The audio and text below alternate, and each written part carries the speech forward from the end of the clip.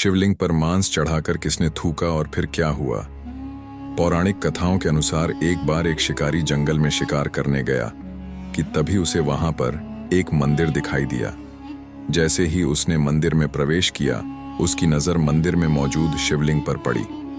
शिवलिंग को देखते ही शिकारी के मन में भगवान शिव के प्रति अटूट प्रेम उत्पन्न हो गया। उसकी वहां कुछ अर्पण करने की इच्छा हुई। वह अपने पास मौजूद मांस का टुकड़ा भगवान शिव को अर्पण करके चला गया। अगले दिन मंदिर का तपस्वी वहां आया, जो काफी दिनों में एक बार आता था। शिवलिंग पर मांस पड़ा देखकर तपस्वी के होश उड़ गए। उसने तुरंत मांस को हटाया और भगवान से माफी मांगने लगा। तपस्वी पूजा अर्चना करके वापस चला गया।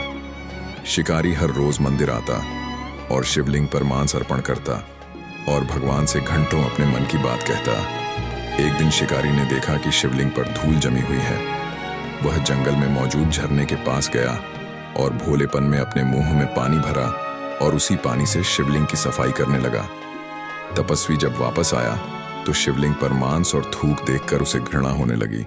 वह रोते हुए बोला, हे भोलेनाथ, ये कौन पापी मनुष्य है जो हर रोज आपको अपमानित करता है? तपस्वी को रोता देख स्वयं भगवान शिव वहां प्रकट हो गए और बोले, हे आर्शिवर, जिसे तुम अपमान मानते हो वो मेरे एक भोले भक्त का अर्पण है और वह बड़े ही निस्वार्थ भाव से मेरी आराधना करता है। यदि तुम उसकी भक्ति की गहराई देखना चाहते हो तो कल प्रातःकाल तुम मंदिर में छुप जाना और दूर से उसे देखना। इतना कहकर शिवजी वहां से चले गए। अगली सुबह सूरज की पहली किरण के साथ ही तपस्वी मंदिर में आ पहुंचा और छुपकर शिकारी का इंतजार करने लगा। तभी मांस का टुकड़ा हाथ में लिए हुए शिकारी मंदिर में आ पहुंचा। शिकारी ने मांस का टुकड़ा जैसे ही शिवलिंग पर रखा तो पहले वाला मांस भी वहीं पड़ा। देखकर शिकारी बोला, हे प्रभु, आप मेरा चढ़ावा स्वीकार क्यों नहीं कर रहे? क्या मुझसे कोई गलती हुई है? तभी शिकारी की नजर शिवलिंग की दाहिनी आंख पर पड़ी, जिससे खून टपक रहा था। वह दौड़कर जंगल में गया और जड़ी बूटी लेकर आया।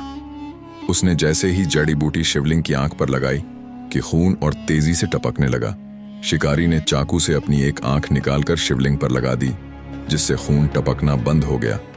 मंदिर में छुपा तपस्वी सारा दृश्य देख रहा था। तभी शिवलिंग की दूसरी आंख से खून निकलना प्रारंभ हो गया। शिकारी ने सोचा, अगर मैं अपनी दूसरी आंख निकाल दूंगा तो बिना देखे उसे शिवलिंग पर कैसे लगाऊंगा। उसने अपना एक पैर शिवलिंग की दूसरी आंख पर रखा और अपनी दूसरी आंख निकालने ही वाला था कि भगवान शिव वहां प्रकट हो गए। भगवान शिव को अपने सामने देखकर शिकारी उनके चरणों में गिर पड़ा। शिवजी ने अपने भोले भक्त को आंख लौटा दी